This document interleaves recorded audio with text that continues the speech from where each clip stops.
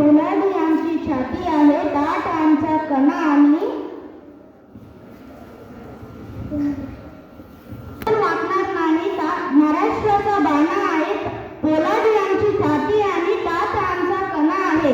मरणाला जुमानत नाही, शिवशंभूंच्या पाठी हात आहे. मरणाला जुमानत नाही, शिवशंभूंच्या पाठी हात आहे. महाराष्ट्र आमचा धर्म आणि मराठी आमची जात आहे.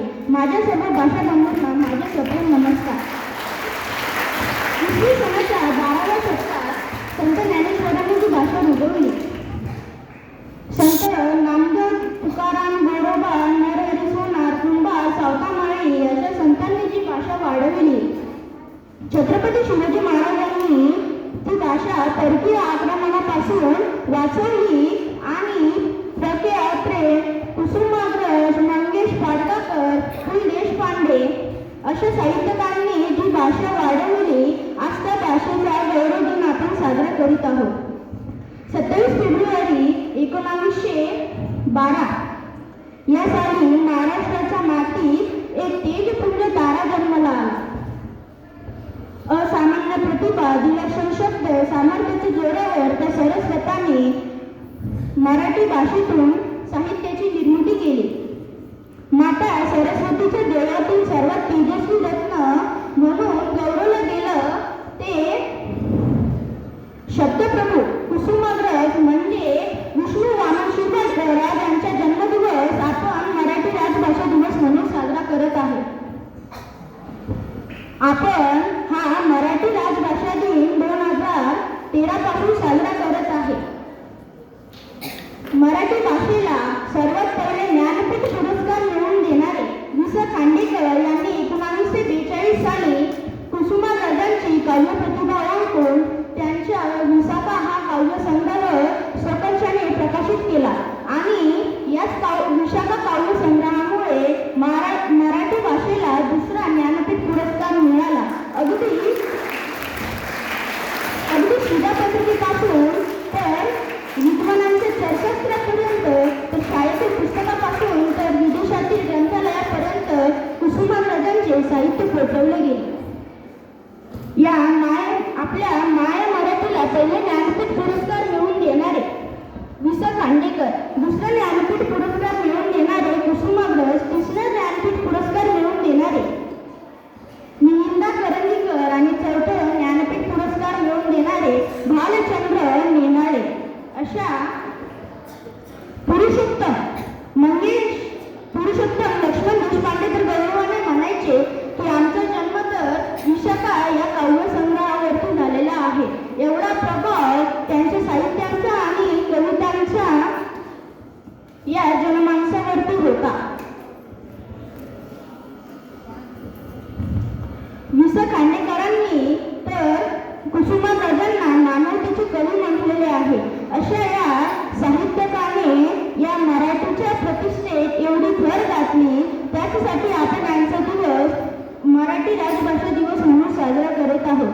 मोडून पडला संसार तरी मोडला नाही कणा, मोडून पडला संसार तरी मोडला नाही कणा, पाठीवरती हात ठेवून नुसतं लढ म्हणा, अशी लढण्यासाठी उर्मी देणारे कुसुमाग्रज हे माणसाच्या मनामनात बसलेले होते. आज मराठी भाषिक लोक नोकरीनिमित्त, व्यवसायानिमित्त संपूर्ण विश्वास पसरलेले आहे. 10 कोटी लोकांची मातृभाषा मराठी आहे. सर्वात जास्त बोलले जाणारे भाषेच्या क्रमवारीत मराठी 10व्या क्रमांकावरती लागते. ही मराठी भाषिकांसाठी अभिमानाची बाब आहे. आपल्या पूर्वजांनी आपल्या संस्कृतीतून, साहित्यातून या मराठी भाषेला संपन्न वारसा दिलेला आहे. ते टिकवण्याचे आणि वाढवण्याचे कर्तव्य आपले नाही काय? हिंदीचा तो मान राखून, इंग्रजीचा आत्मसात करून आपण मराठीचा झेंडा रोवायलाच हवा.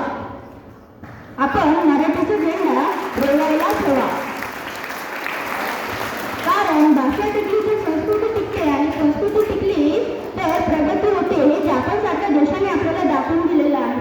मराठी भाषा दिन साजरा करत असताना आपली मायबोली ही दिन होणार नाही याचा प्रयत्न आपण करायलाच हवा. मराठी भाषा घेतली तर मराठी दूरचारित्रवाहन, चित्रपट, नाटक, संगीत यांना वाचक आणि प्रेक्षक लाभतील. दिनांक 3 ऑक्टोबर 2024 या रोजी मराठी भाषेला राजभाषाचा दर्जा प्राप्त झाला. आपली मराठी ही एक भारतीय अभिजात भाषा म्हणून ओळखल्या गेली. अभिजात भाषा म्हणजे, हा प्रश्न तुम्हाला पडला असेल. अभिजात भाषा म्हणजे भाषा जिची सांस्कृतिक आणि ऐतिहासिक दृष्टिकोनातून महत्त्व असते.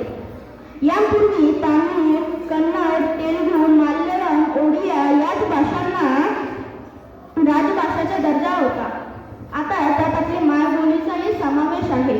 हा दर्जा मिळाल्यामुळे आपल्या मराठी